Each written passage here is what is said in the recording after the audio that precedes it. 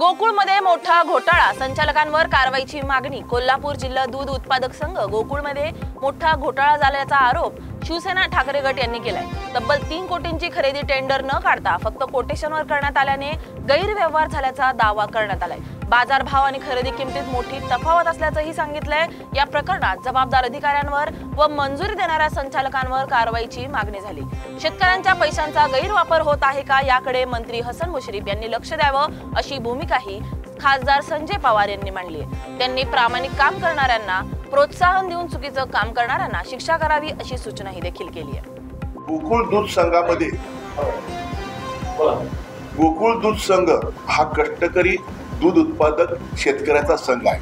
सकाळी 4 वाजल्यानंतर रात्री झोपेपर्यंत सर्व कुटुंब तिथं दूध उत्पादन करण्यासाठी प्रयत्न करतात आणि या दूध संघात घालतात. परंतु आता कुठेतरी हा दूध संघ राजकीय अड्डा बनत चाललेला आहे की काय असा आम्हाला स्वतःला प्रश्न पडलेला आहे. कारण जी खरेदी झालेली आहे, प्रत्येक ठिकाणी खरेदी झालेली आहे, ती पशुखाद्याची खरेदी असू दे, तुमची गोवा सहल असू दे, व्हेडिटेशन गोव्याला गेले, आणि आता तो जो आम्ही मुद्दा उपस्थित केला तो जाजम आणि घड्याळाचा. आम्ही जाजम आणलेला आहे, आम्ही घड्याळ आणलेला आहे, ते रिसीट आणलेले आहेत.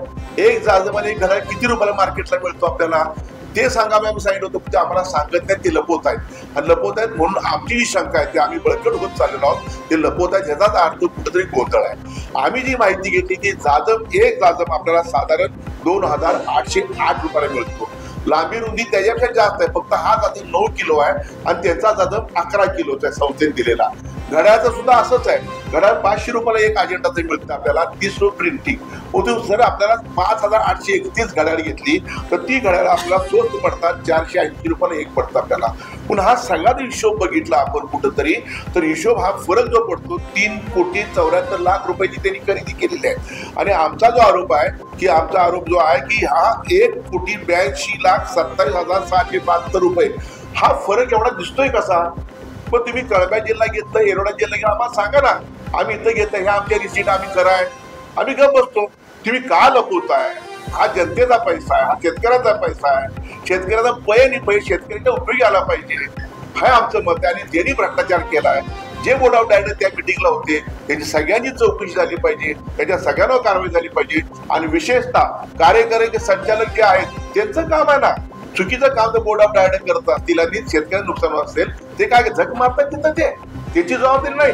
पण विरोधकांनी सत्ताधारी सगळ्यांनी एक विषय घेतला पाहिजे की चुकीचं कामकाज होऊ नये ही भूमिका घ्यायला पाहिजे. चुकीचं कामकाज झालेलं आहे, जे दोषी संचालक असतील त्यांच्यावर सगळ्यांवर कारवाई झाली पाहिजे असं आमचं मत आहे.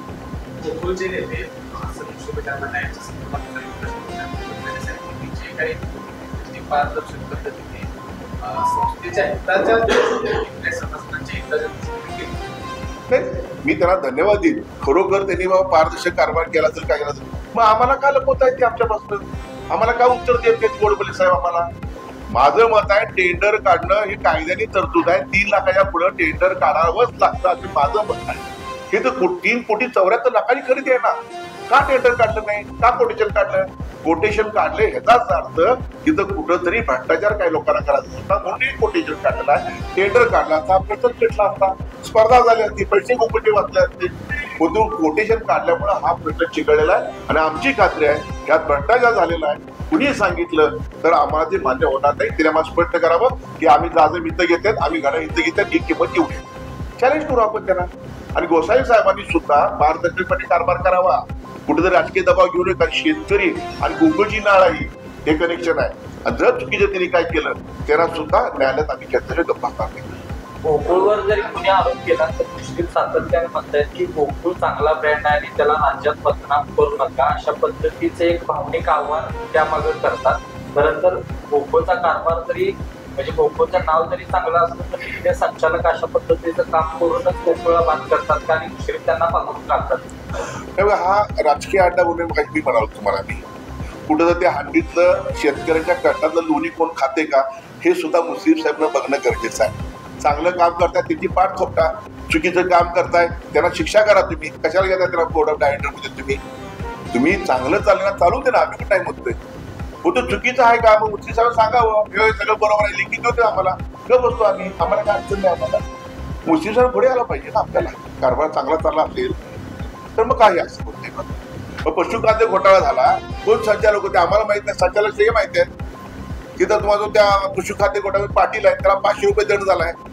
का त्याला अजून ठेवला तिथं आता 500 रुपये दंड झाला तर शिक्षा झाली त्याला ना.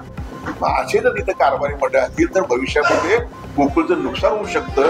तिथं सुद्धा मुश्रीफ साहेबांनी लक्ष देऊन या सगळ्या भानगडी थांबवणं गरजेचं ही जबाबदारी नेते मंडळांची.